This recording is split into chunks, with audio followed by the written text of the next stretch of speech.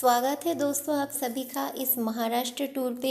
तीनों ज्योतिर्लिंग आप कैसे दर्शन कर सकते हैं इस टूर के दूसरे भाग पे, तथा घृष्णेश्वर ज्योतिर्लिंग हम कैसे पहुँचे। दोस्तों जैसा कि आपने देखा है इस वीडियो के पहले पार्ट में हमने हमारी जर्नी स्टार्ट की है नासिक से।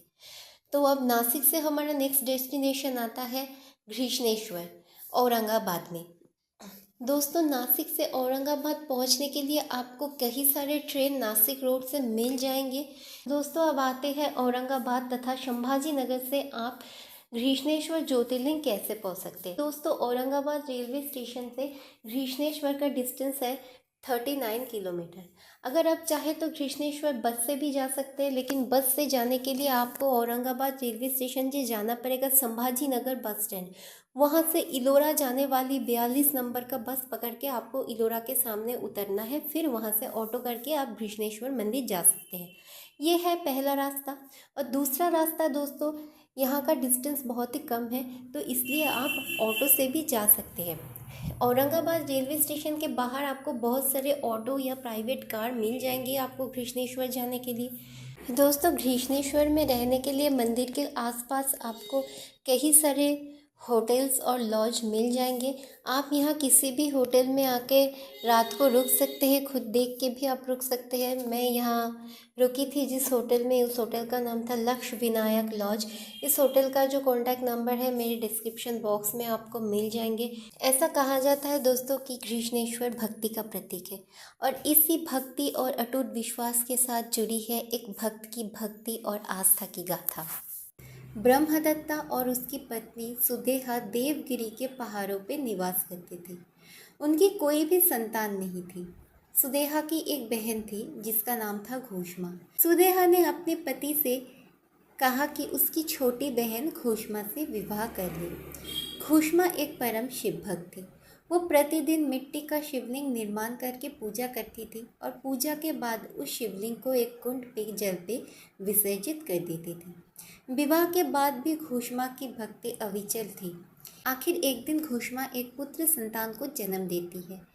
इस दौरान सुदेहा की ईर्ष्या घोषमा के ऊपर बढ़ जाता है और एक दिन ईर्ष्या के वश में आकर सुदेहा ने घोषमा के पुत्र की हत्या कर दिया और उसे उसी कुंड के जल पे फेंक दिया जहाँ घोषमा शिवलिंग विसर्जित किया करती थी।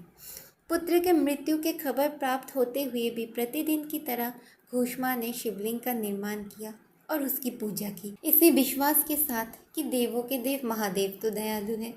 संपूर्ण भक्ति, विश्वास और समर्पण के साथ घोषमा ने अपनी पूजा समाप्त किया और जब वो शिवलिंग को विसर्जित करने जा ही रही थी कुंड में, तब घोषमा ने देखा कि उसका पुत्र उसी कुंड के जल से निकलकर उसके पास वापस आ रहा है।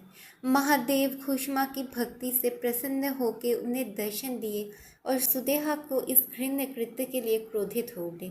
घोषमा ने अपनी दीदी के लिए महादेव से क्षमा अर्चना की और महादेव ने घोषमा को प्रसन्न होकर उसे एक वरदान मांगने के लिए कहा।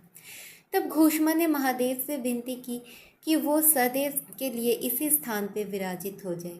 घोषमा की अटूट भक्ति, विश्वास और समर्पण के प्रसन्न होकर देवादिदेव महादेव सदा सर्वदा के लिए इसी स्थान पर घृष्णेश्वर या घृष्णेश्वर ज्योतिर्लिंग के रूप में विराजित हो गए। जिस कुंड पे घोषमा शिवलिंग का विसर्जन किया करती थी, आज उसे हम शिवालय कुंड के नाम से भी जाने जाते हैं। दोस्तों घृष्णेश्वर मंदिर में कोई भी मोबाइल और कैमरा लेके जाना अलाउड नहीं है। मंदिर प्रीमिसेस के अंदर कोई भी फोटोग्राफी और वीडियोग्राफी एकदम सख्त रूप से मना है। जो लोग फोटोग्राफी और वीडियोग्राफी करते हुए मंदिर के अंदर पकड़ा जाएगा, उन लोगों से 200 रुपया का जुर्माना लिया जाता है। तो ये देखिए दोस्तों, मंदिर के बाहर ऐसे छोटे छोटे फूलों के दुकान बने हैं। आप अपना चप्पल और मोबाइल कैमरा इन लोगों के पास रख के आप आराम से मंदिर में दर्शन के लिए जा सकते हैं। दोस्तों घृष्णेश्वर मंदिर में आप जो गर्भगृह है, गर्भगृह के अंदर आप जा सकते हैं। गर्भगृह के अंदर जाके आप बाबा घृष्णेश्वर का जलाभिषेक और पूजा खुद भी कर सकते हैं। लेकिन यहाँ एक रूल्स है, मेल्स को यहाँ जो अपना अपर बॉडी पार्ट है, मतलब शर्ट टी शर्ट जो भी पहनते हैं मेल लोग, उसको उतार के ही आपको गर्भगृह के अंदर जाना पड़ेगा। फीमेल्स के लिए ऐसा कोई भी रूल्स नहीं है। तो चलिए दोस्तों, बाबा कृष्णेश्वर के दर्शन तो हमारे बहुत अच्छे से हो गए। अगर तो आप थोड़ी सुबह सुबह जाए तो थोड़ा बहुत खाली रहता है, और जब जितना देर होता है तो थोड़ा भीड़ बढ़ जाता है, लेकिन उतना भी भीड़ नहीं रहता है। बाबा के दर्शन तो हमारे अच्छी तरह से हो गए हैं। अब यहाँ दोस्तों देखने के लिए तो ये मंदिर और ये इलोरा केव्स ही है। तो जितना हो सके आपको मैं मंदिर बाहर से दिखा सकता हूँ, क्योंकि अंदर फ़ोटोग्राफी अलाउड नहीं है। जितना मुझसे हो सका कवरेज मैं बाहर से ही आपको शॉट लेके दिखा रही हूँ। घृष्णेश्वर का तो दर्शन हमारे हो गए हैं।